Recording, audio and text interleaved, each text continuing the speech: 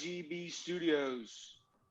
This is your commissioner, Longfellow Deeds. I'm sitting here with our El Prez, John Guthrie. Nice to have you, John. Great to be here. And our special guest this week is the one and only, our beloved GM who is always making noise, Dennis, with two N's. Yeah, happy to be here. You broke up there a little bit, so I didn't hear what you said, but I'm just happy to be here. That's all you got to know. So, Dennis, what are you going to bring to us this week? We're really excited to have you. We know you're really into the ranks. I know you're a little nervous. I can see it in your face. How can we loosen you up a little bit? No, I'm not nervous. I just think that this power ranking is going to be the one where teams that haven't been getting the respect are finally going to get respected. That's just a big theme in this league. It's just a lot of disrespect, a lot of anger, and it's going to come to light this week. That's really all I got to say there. Well, I know we like to give the little people, the bottom feeders a voice. We like to let you guys be heard, and I think there's no better way to do it than have it on the channel. Yeah, we love bringing on the bottom feeders just to let them talk their talk. All right, sounds good. We're here. All right, so we're gonna do the same thing as last week. I'm gonna show these fine gentlemen a couple images on screen. First thing, they have not seen these images, so first thing that comes to mind, you let me know. So I'm gonna stick with the theme here. We have a big week next week. This week's also big. And who better to have on our channel right now than the fine young gentleman from Ukraine. So Dennis, tell me what you think when you see this image. Is there anything that you want to get off your chest when you see this? What are you seeing here? Tell me. I don't even know what the fuck that is, dude. I see Burisma. I really don't know what that is, man. I mean, it's clear. The picture's pretty clear, which is good to see. It's a nice color blue, but I really don't know. Do you know what Burisma is? I really don't know. I would love to be educated here. Gaff, can you fill me in on what that is? Do you know what Burisma is? Dude, I have no idea what Burisma is. All right, well, this did not go as planned. So Burisma Wait, what the fuck is Burisma? Burisma is a Ukrainian company that supposedly Hunter Biden, Joe Biden, his son was getting millions of dollars from. And I just thought maybe Dennis had some inside information because he's from Ukraine. He might talk to the prime minister. I don't know. And maybe his father works for Burisma. I know it's a small country of villages. And I want to get the details and what you were thinking. Have you heard any of these allegations? I mean, dude, no, I'm from Ukraine, but I've lived here, my entire life. So does your father have any dealings with Burisma? I don't. Not that you know of. Not that I know of, but I guess it's always possible. I don't want to rule it out. Folks, this is what we're dealing with our commissioner. Hey, listen, bringing up fucking offshore accounts from Ukraine. Just the first thing, and I'm glad you guys are really into the politics because we got a doozy of a clip coming up. This is just our next picture. This is going to be our good friend John early next week. Well, when he loses to he's got Uncle T this week. No, you got Shane this week, the Marine. This is going to be our good friend John this week. Donald J. Trump is now president of the United States.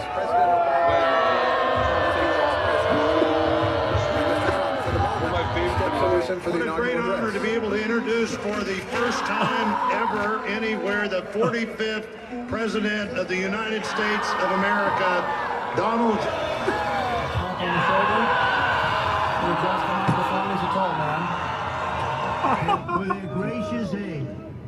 I am so sorry to my world. I am so sorry.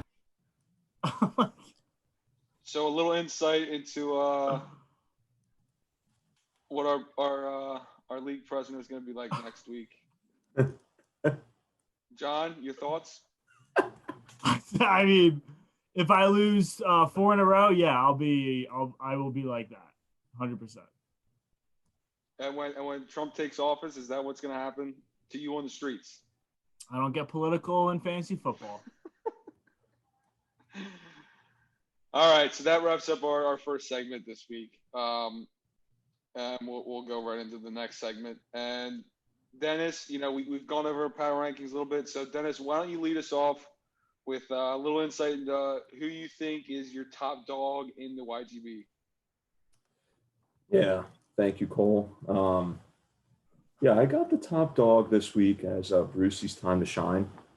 Mm-hmm. I mean, you guys always say it, running wins championships. This dude has what? Aaron Jones, Derrick Henry. He's got good receivers. He got hit with injuries, but still, 5-2. I will say, though, he's a guy that you'll text for a trade and he'll answer like 12 days later and tell you he was working. Right. And I mean, I don't know if that's good about the GM, if that's bad. For me, it's a bad look. But I would go on to say he is another GM like you that gets cold feet. You got a deal, you think, you don't hear from him, then he's like, I don't know. So, yeah. I can see the comparisons. I really can. But, yeah, I mean, great team. Good receivers on here. Tough team. So, number one place there. For you. Now let's dive into let's go. Shoot me your 2 through 5. Shoot me, just hit it quick. Yeah, number 2, I got Chubby Johnson. Number 3, I got Cole Gronkowski. 4 is JB and the CFNs. And 5, I got the Dope Man. So you added Dope Man in there at 5. I know he thinks differently. Now what when you rank those 4 other teams, what was going through your head? How did you get to that ranking? Just looking at streaks right now. I mean, the Dope Man, arguably the coldest team in the history of the league right now. He comes in with a hot head, then loses 3 straight, bottom of the division. I mean, the UK overtook him. Brucey's time to shine overtook him. Cole Gronkowski. Talent's there. CMC coming back next week, potentially. That might help. But Antonio Brown going to be a top 5 receiver. I mean, AB, I guess. He's lost control of the front office. He's lost control of the coaching staff. And again, I don't know this. Talent doesn't always win you championships. It'll get you to a point, but when you have locker room cancers, it's tough to overcome that kind of stuff. And when you bring a guy like Antonio Brown and your team, the guy's known for being a hothead, known for throwing couches off roofs. I mean, it can't be good for chemistry. So there's a lot of question marks with Dope Man. I see the talent like you're talking about, but who knows what'll happen with them. Yeah, I do expect a bounce back week, though. I think he beats Jay Vegas. I think he beats him bad, but still, question marks. Well, I'm sure that Chubby Johnson's and the other teams are pretty happy with your rankings. Who else do you have in there? Cole Gronk's obviously not happy with Cole Gronk, 6-1, good team. I mean, I actually think the Michael Thomas trade made him a little worse. I'm not going to lie. I would agree. I mean, he needs those 3 players. What? Who is it? Kamara, Michael Thomas, and Justin Jefferson. They got to get him, 80 to 90 points a game for him to see wins. So yeah, it's a weird team. But I mean, they're 6-1. You respect the record. Yeah, and I guess the total points for isn't going to do any favors because your second running back is LaMichael Pirine. He doesn't have. That's tough. We got Jimmy Robbins on a bye week. Come on, boys. Hey, listen, we don't need to. Yeah, but he's lost all his shine. Most points for in the league. He hasn't been stopped. I mean, he hasn't scored lower than 130 points all but 1 week, and that's his L. So I don't need to defend my team. I don't know. I'm sniffing out a fraud. He's at number 3. 6-1. It's not like we have him low. He's at the number 3 spot. He's a good team. It's a good team. They're 6-1, and you got to respect that. Yep, and Teddy Bridgewater just threw a touchdown. Flea flicker. Samuel. Wait, that was a flea flicker? He didn't throw it. Yeah. All right. Anyway, so we hit 1 through 5. Dennis, hit us with 6 through 8. Yeah, number 6, I got Uncle Tony. Number 7, I got the UK train. And number 8, I got Gamber Photo. know. Now dive into that for a little. Give us a little synopsis. Give us a little Yeah. what your thoughts are. Yeah, so I originally had the UK at 6, Uncle Tony at 7. I mean, Uncle Tony's in a good spot. His starting roster is amongst the best in the league, I would say. But you look at his bench, and I mean, this dude gets an injury or a bye week, and he's starting Preston Williams, Jalen Richard. I mean, the bench is one of the worst benches I've seen in a while. Let me dive into your comment on one of the best starting lineups in the league. On paper. Is it though? Darrell Henderson in the flex. You don't want to be part of the Rams backfield. Amari That's Cooper true. has lost all his value, even with Andy Dalton, and now he's on Ben DiNucci. So I don't like that. Josh Jacobs had 6 points last week, and he has a Q next to his name. Joe Mixon Q. He probably won't play this week. I like Keenan Allen with Herbert, but Gronk Q. I think what you just said was crazy. But that's just. I mean, maybe not one of the best, but it's on paper. It's an okay. No, stick to your guns. You said any one of these guys. Any one of these guys. You're wrong. Any one of these guys can give you 30 any week. But his points for is, I think, the third last in the league. 30. It's not that good, and his bench just isn't that good. Oh, he's backtracking. Why are you backtracking, dude? I'm not backtracking. He's a good team. I have him at 6. He's middle of the pack team. He's going to finish mediocre. It's who he is. He's going to finish 6 and 7 like he does every year, and he might make it in the 6th seed in the playoffs. And that's really all I got for Uncle Tony. But he gave me respect last week. I think he put me at like 8. I'll give him a little respect this week. Well, high praise for Uncle Tony from you. I just don't see it. Who else did you have in there? You had Gabe. You say what you said earlier about his team. So I'm done awarding the mediocrity. I mean, yeah, I get it. He has good players. But are we going to put him at, come week 13 when he's 3 and 10? Are we still going to put him at number 5 because he has a good team? Wow. I'm just saying. Okay. I mean, I don't want to disrespect the guy. It's a great team. It's a great team now. I mean, there's a difference between good and great. Yeah, what are we talking about here? I mean, you're flip-flopping a little bit here. I'm not flip-flopping. It's a good team. You got Dalvin Cook, you got Kareem Hunt, Kenny Galladay, DK Metcalf is one of the best receivers right now. Kelsey, best tight end in the league. But he's not winning games. He's 2 and 5. And that's what it all comes down to. I can definitely respect that. But a little bit of fire coming from Ukraine train this week. A little bit of fire. He's looking to stir the pot. You got the UK in the middle there, and that's a team that's just been disrespected all year. Now dive into your team a little bit. Yeah, what are you feeling? Yeah, I mean, there's not much to say. Just scored 182 points, which is second highest in the league this year. Number 1 QB. That was a quick stat. He had that ready. He was ready. That was number 1 bullet point. Number 1 QB, number 1 wide receiver, number 8 running back, number 6 receiver. I mean, his kicker's averaging 11 points. That's just commitment in the locker room. I don't know what else you can attribute that to. Kenyon Drake on the bench, solid receivers. I mean, is it a team that'll make headlines? I don't think so. It's a team that's going to get wins. But notoriously, you have had bad trades in the past. Looking at your trades this year, how do you feel about them? I think that I made a couple good ones in the beginning with KK Watt, where I swapped Chris Godwin. I forget who I get. A couple players, David Johnson. You get DJ and David Johnson and someone. I even forget. Oh, and Edelman. David Johnson and Edelman. I mean, it's okay trade. Godwin really hasn't played much. This last trade with Gordon Bombay was brutal. Odell goes down. You can't control that. No, you can't do anything about that. Kenyon out a week or two. Kenyon's out, but he'll be back. I'm very happy. I'm happy you're active. Normally you get cold feet, but this year it seems like you've turned a corner with trades. And I don't know how many deals you backed out of this year, but you're active. You're doing what you need to do. You're putting your team in a place to succeed, and you're not going to go down. I feel like this could be the Ukraine train that we've always wanted to see. So, I mean, only time will tell. We'll see. Let's get let's get into your 9 through 12. Here's with the last couple here. Yeah, 9 through 12. Number 9, I got Jay Vegas Devil Dogs. Number 10, I got Gordon Bombay. Oof. Tough spot for KK Watt at number 11, and then that hurts. I mean, number 12 is Team Hoare. you got to have him at number 12. Yeah. So hit us with what you think about Team Whore. Like, what are your feelings there? I mean, dude, it's a bad situation here. It's really bad. It's a terrible team.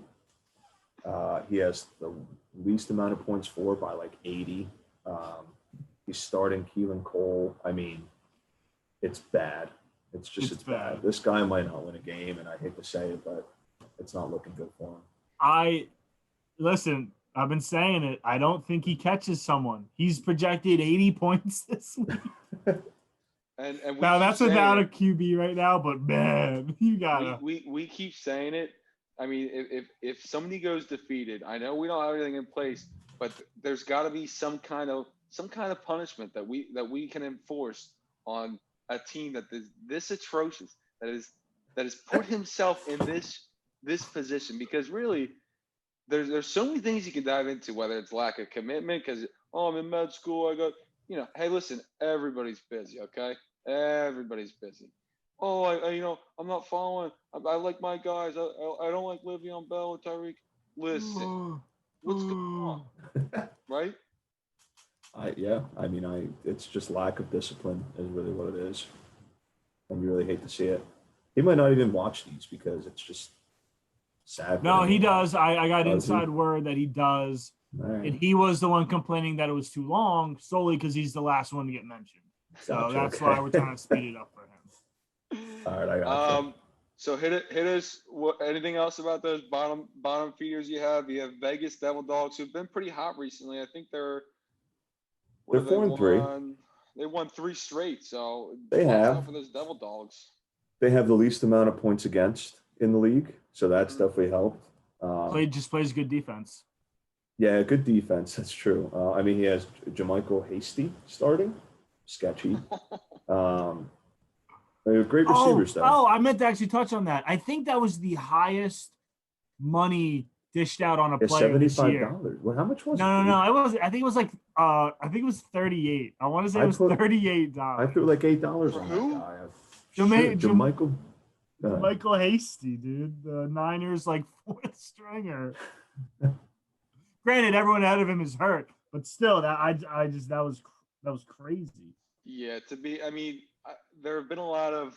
I believe Cody's already dropped Andy Dalton, who he picked up for like $30 whatever dollars. There's been a lot of questionable calls with the money making. Obviously, we don't have accountants in here, but confirmed $38 for JaMychal Hasty. And you dropped Des Bryant for him. How do you guys feel about the auction this year? I'm gonna be honest. I don't like it. I like the first come first serve, or the 1 day a week where you just go in, you're on it, because I just find that to be the most fair way. Because I don't know, I should be able to add and drop people after the 1 day, and now I have to wait a whole nother day. I don't like that aspect of it. I feel like we were limited at $100. So I don't like it. I like the first come first serve, but we didn't want to go with the liberal waiver welfare system. Yeah, the liberal welfare system. So it's a step up from that, but I think we can be better with the first come first serve. Yeah, if you're a good GM, you're up at 8 a.m. and you're picking up that player like we did in the old system. A good GM does. He's on the phones. He's making deals. And there's complaints on both sides, and I hear both sides of the argument. And listen, I can't rip one or the other. And I'm sure we'll have meetings this offseason talking shop, talking locker room talk. So I'm sure we'll resolve the issue in-house, and we'll get to the bottom of it. So, Dennis, anything else you want to add before we wrap this up? No, just a weird year. A lot of teams that are usually good are kind of towards the bottom, and you really hate to see that. When's the trade deadline? Well, week 10? Trade deadline is week 11 or 12, I believe. I thought it was 12. I don't know. A lot of teams I think will be making moves. Gordon Bombay is very active in the trade wire, at least with me. Gordon Bombay, he's a team that I could see sneaking into the playoffs potentially. Out of the bottom few, Gordon Bombay may be the team that I think could make a run. But he has Team Horror this week, so that's a win. I have my game of the week is JB versus Cole Gronk. I think that's going to be a clash. JB's team doesn't look that good this week, but I think it's going to be a clash. We have 6 teams at 4-3. That's unprecedented. Right now, if the playoffs ended, we would have every single team in the East make the playoffs, which only leaves 2 spots to the top players in the Central and the West Division. So really just shows you how close this season's going to be moving forward. I'm very excited for what's to come. The league runs through the East.